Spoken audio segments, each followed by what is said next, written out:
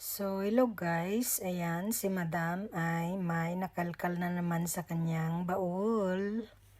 Ayan. So, ayan, late upload na naman po ito at ito ay during Tinalak Festival pa rin ng Coronadal City guys. So, ayan. Kasama ko pa rin ang family. So, ayan guys, pumasok kami sa isang kubo ulit.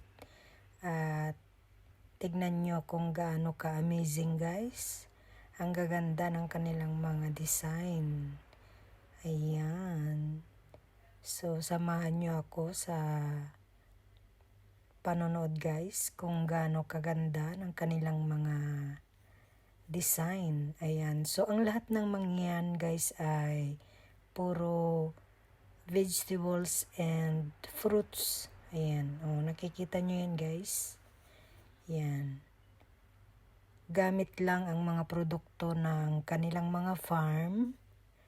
So, makikita nyo ang kagandahan ng kanilang mga kubo gamit ng produkto nila. So, ayan, naglakad kami ng naglakad at ayan, tignan nyo kung gaano kaganda. May mga iba't ibang design ng mga kubo guys. So, ang sarap tignan na maamis ka talaga sa mga talent ng mga taong bumuo niyan. Dahil nakakamangha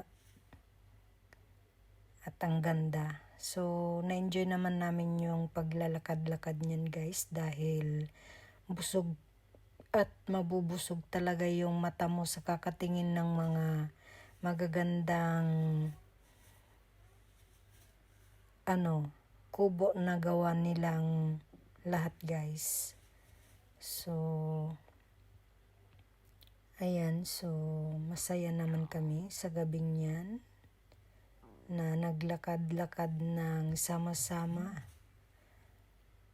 at pinanood at tinignan yung mga iba't ibang klase ng kubo guys. Ayan. So maraming tao at maraming kumukuha ng mga pictures dahil sa nakakamanghang ganda ng mga kubo. Ayan. So talagang mapapatigil ka guys sa ganda.